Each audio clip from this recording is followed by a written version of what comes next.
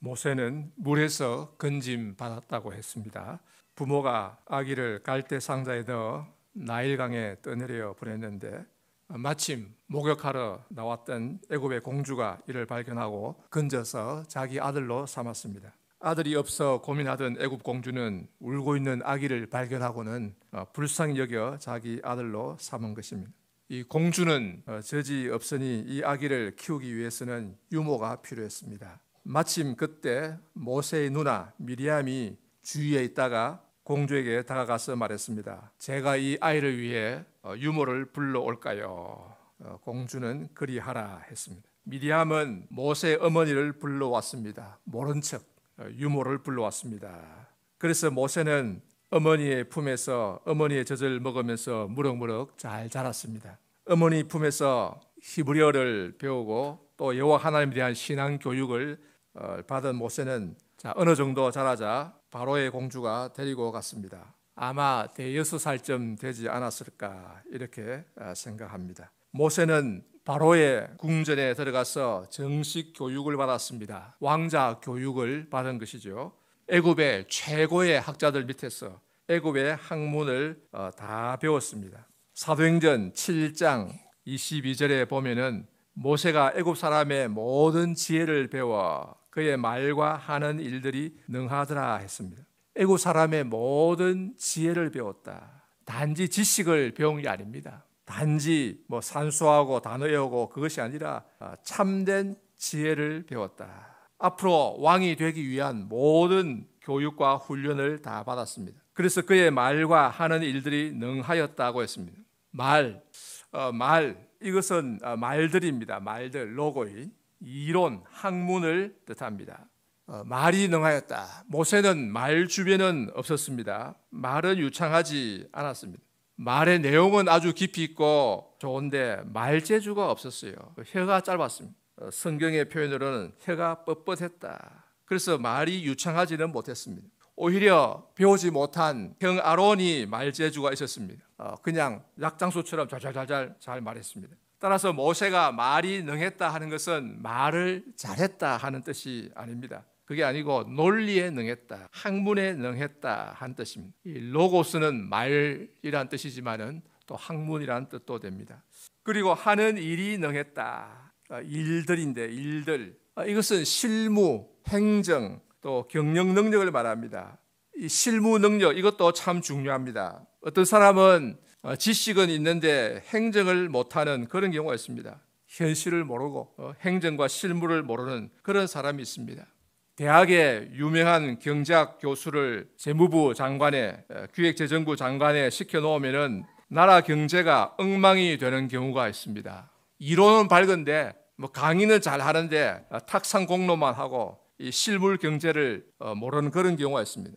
늘 지난달에 물가가 어떻고 생산이 어떻고 고용이 어떻고 수출이 어떻고 통계치를 가지고 부동산 거래가 어떻고 지수가 어떻고 이걸 따지는데, 그러나 여러분 통계란 것은 이미 지나간 것입니다. 통계 수치는 두세 달 전, 아무리 빨라야 한 달 전의 것입니다. 그러나 경제란 것은 과거도 물론 참조하지만은 현재와 미래가 중요한 것입니다. 그러니 통계를 보고 나서 하면은 늦습니다. 뒷북치는 거죠.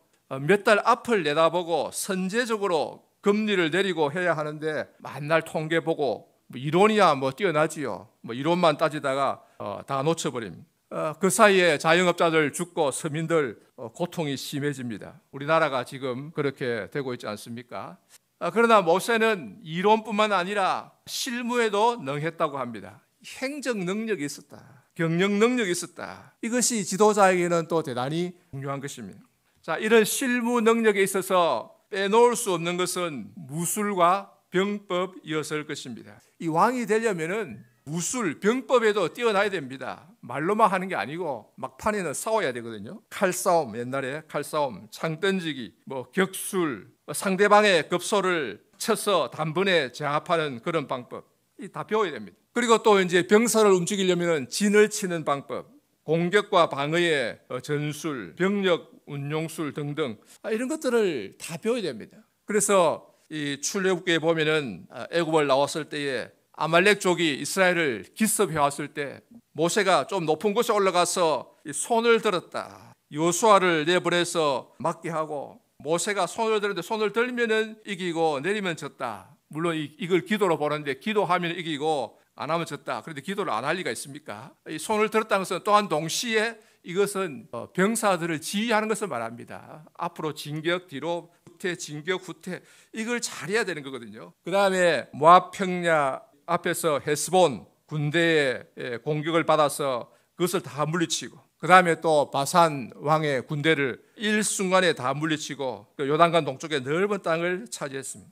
어쨌든 모세는 바로의 궁전에서 나이 40살이 될 때까지 모든 학문을 다 배웠습니다. 이론만이 아니라 실무에 능했다. 이런 공부와 준비가 있었기 때문에 모세와 같은 위대한 지도자가 탄생한 것입니다. 여러분, 지도자는 갑자기 되는 게 아닙니다. 갑자기 하늘에서 떨어지는 것이 아닙니다. 35년간의 공부가 있었다. 어머니 품까지 포함하면 40년간의 준비가 있었다. 그 이론과 실무에 능했다. 자, 이렇게 모든 준비를 다 갖춘 모세는 나이 40이 되자 일어났습니다. 이제 내가 일할 때가 되었구나. 옛날에 모세 당시에는 나이 40은 일하기 좋은 나이였습니다. 모세는 120살까지 살았으니까 40은 딱 일하기 좋은 나이였습니다. 이 공자는 나이 30에 섰다 이랍니다. 스스로 섰다. 15세에 학문의 뜻을 두고 30세에 섰다. 그러니까 공자는 15년 공부한 것입니다. 뭐 옛날에 따지면은 어느 정도 했다 볼 수 있지만은 모세에 비하면은 절반도 안 됩니다. 그리고 또 스승의 수준이 비교가 안 되죠. 아마 공자는 혼자 스스로 했을 것입니다. 모세는 나이 40이 되자 궁전을 나가서 먼저 히브리 민족을 찾아갔습니다. 자기 민족, 노예로 일하고 있는 자기 민족을 찾아갔다. 이것을 보면은 모세는 자기 민족을 잊지 않았다 하는 것을 알 수 있습니다. 모세는 나이 40이 되자 자기 민족을 위해 일하려고 궁전을 나가 자기 민족에게로 가보았습니다. 거기서 그는 자기 민족이 고생하고 있는 것을 보았습니다. 무거운 벽돌을 지고 나르고 성을 쌓고 힘든 일로 탄식하고 신음하고 있었습니다. 뿐만 아니라 히브리 사람이 애굽 사람에 의해 학대받는 것을 보았습니다. 어떤 애굽 사람이 히브리 사람을 치는 것을 보았습니다. 사도행전 7장 24절에 보면은 한 사람이 원통한 일 당함을 보고, 원통한 일을 당하는 것을 보았다. 불의한 일을 당하는 것을 보았다. 그러니까 이 모세가 그저 순간적으로 이래 처주인 게 아니라 아주 악한 애굽 사람이 있었는데, 악명 높은 애굽 사람이 있었는데 히브리 민족이 원통한 일을 당하는 것을 보았다. 그래서 모세는 정의감이 불타올라서 좌우를 살펴보고는 아무것도 없는 것을 확인하고는 그 애굽 사람을 쳐서 죽였습니다. 의거를 한 거죠. 전혀 살인한다 이런 어떤 생각 없었고 하나의 정의로운 행동이다 이렇게 생각했습니다. 모세는 격수를 배워서 사람의 급소가 어디다 하는 것을 다 알았을 것입니다. 그러니 모세가 그 애굽 사람을 쳐서 죽이는 것은 누워서 떡 먹기보다 더 쉬웠다. 탁 붙잡고 탁 치니까 죽었다. 죽은 시체를 얼른 모래에 파묻었습니다. 순식간에 그냥 파묻은 거죠. 자, 그 다음 날 또 궁전 밖으로 나가 보았습니다. 근데 이번에는 보니까 히브리 사람 둘이 서로 싸우고 있었습니다. 자기 민족끼리, 동족끼리 싸우고 있었어요. 이 모세가 보니까 참 기가 찹니다. 지금 힘들게 종살이 하고 있는데 자기 민족끼리 힘을 모으고 단결해야 할 텐데, 그래서 종살이 하던 데서 벗어나서 하나님이 약속하신 가나안 땅으로 들어갈 생각을 해야 할 텐데 이 소인배들이 자기들끼리 싸우다니. 그래서 모세는 그 잘못한 사람에게 말했습니다. 내가 어찌하여 동포를 치느냐? 내가 어찌하여 동포 같은 민족을 치느냐? 그러니까 그 히브리 사람이 뭐라고 대답했습니까? 자, 14절에 보면은 누가 너를 우리를 다스린 자와 재판관으로 삼았느냐? 누가 너를 우리의 관원과 재판관으로 세웠느냐? 모세는 이 말을 듣고 큰 충격을 받았습니다. 쇼크를 받았습니다. 누가 너를 세웠느냐? 생각해보니까 아무도 모세를 세운 사람이 없잖아요.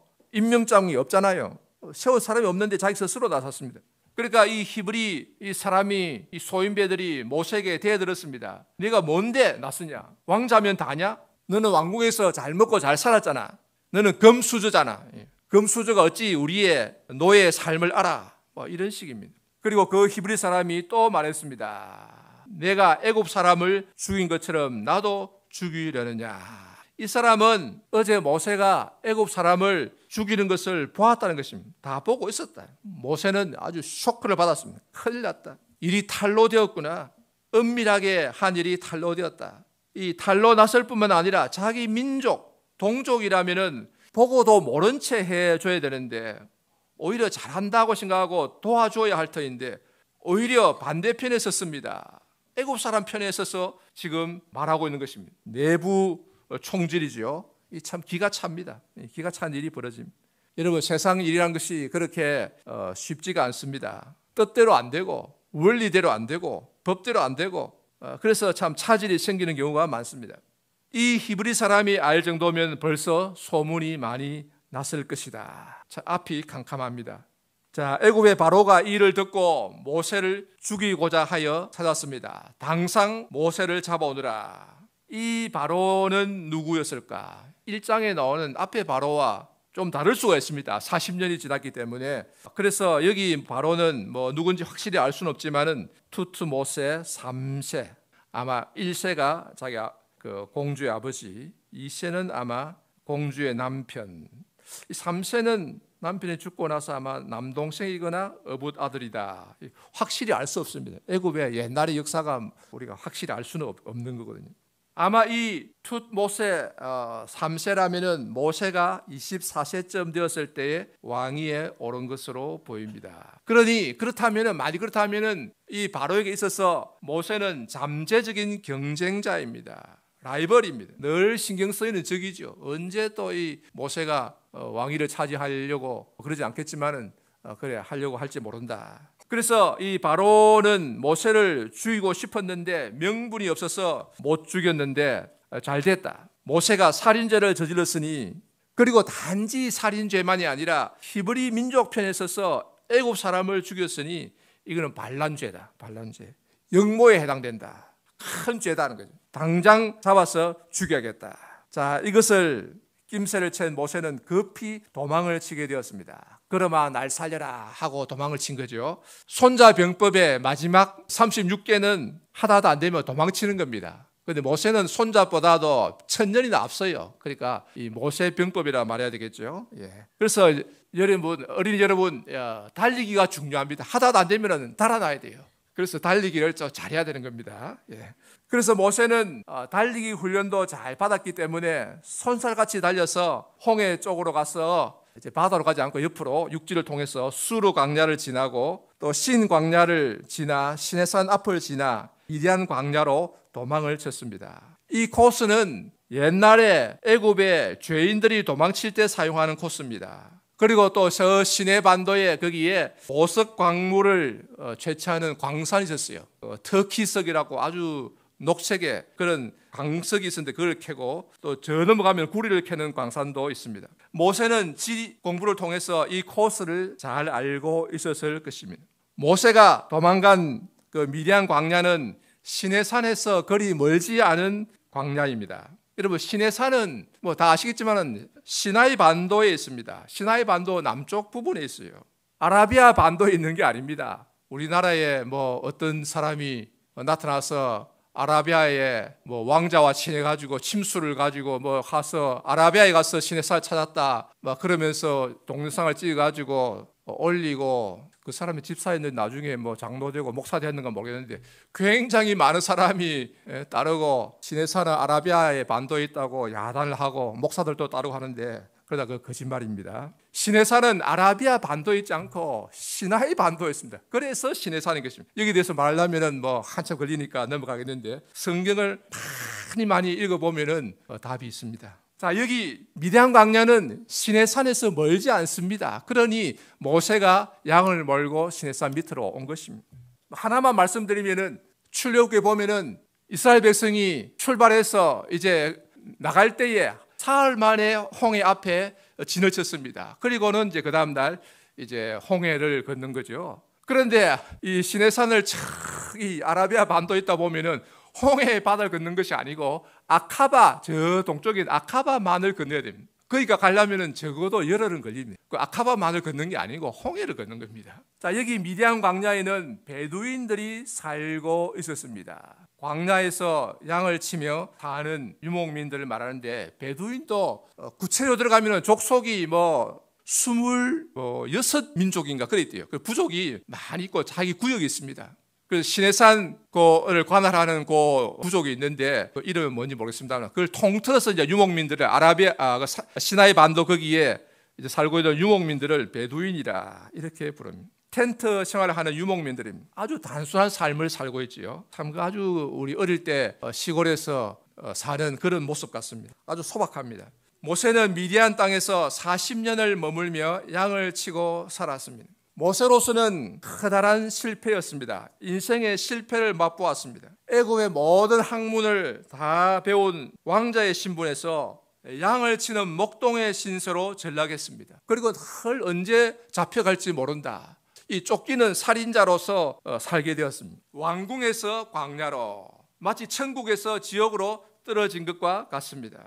자, 그러면 모세는 왜 이런 참담한 실패를 맛보았을까요? 무엇 때문에, 무엇이 잘못된 것일까요? 모세는 애굽의 모든 학문을 다 배웠습니다. 말과 일에 능했다. 이론뿐만 아니라 실무 능력을 갖추었습니다. 게다가 중요한 것은 자기 출세의 길을 버리고 자기 민족과 함께 고난받는 길을 택했습니다. 의로운 길, 정의의 길, 희생의 길을 택했습니다. 얼마나 귀합니까? 히브리서 11장 24절 25절에 보면은 믿음으로 모세는 장성하여 바로의 공주의 아들이라 칭함받기를 거절하고 도리어 하나님의 백성과 함께 고난받기를 잠시 죄악의 낙을 누린 것보다 더 좋아하고. 모세는 가만히 있었으면은 왕궁에서 잘 먹고 잘 살고 또 잘하면 다음에 왕이 될 수도 있었을 텐데, 언젠가는 왕이 되었을 것입니다. 그럼에도 불구하고 모세는 모든 부귀영화를 다 내버렸습니다. 자기 민족을 위해서 하나님의 백성과 함께 고난받는 길을 택했습니다. 참 대단한 정의감의 발로요, 희생정신의 발로입니다. 그런데 왜 실패했을까요? 왜 이런 사람을 하나님이 사용하지 않으셨을까요? 이해하기 힘들지요. 그러나 모든 실패에는 원인이 있습니다. 모세는 왜 실패했을까? 그것은 모세의 인간적인 자신감 때문이었습니다. 모세는 자기 스스로 이제 이만하면 됐다고 생각했습니다. 나처럼 준비된 사람이 어디 있느냐. 애굽의 모든 학문을 다 배워서 말과 일에 능하지. 엄마젖을 많이 먹고 자라서 건강하고 튼튼하지. 또 천지를 지으신 여호와 하나님을 믿는 신앙이 있지. 게다가 이제 나이 40이 되었지. 애굽의 왕자지. 그러니 모세, 내가 났으면은 히브리 사람들이 벌떼처럼 일어나서 환호할 것이야. 모세, 모세. 그리고 외치며 모여들면 적각 군대를 조직하고 능수능란한 전략과 전술로 애국 군대를 물리치고 히브리 민족을 데리고 가나안 땅으로 갈 거야. 이렇게 생각했습니다. 모세의 머릿속에는 이런 마스터 플랜이 다 짜여져 있었을 것입니다. 히브리 민족의 400년 동안의 수건을 풀 계획이 다 있었어요. 하나님의 그 약속을 이루고자 하는 계획이 다 있었습니다. 그러나 결과는 보기 좋게 실패하고 말았습니다. 그것도 엄청난 폐해를 맛보고 말았습니다.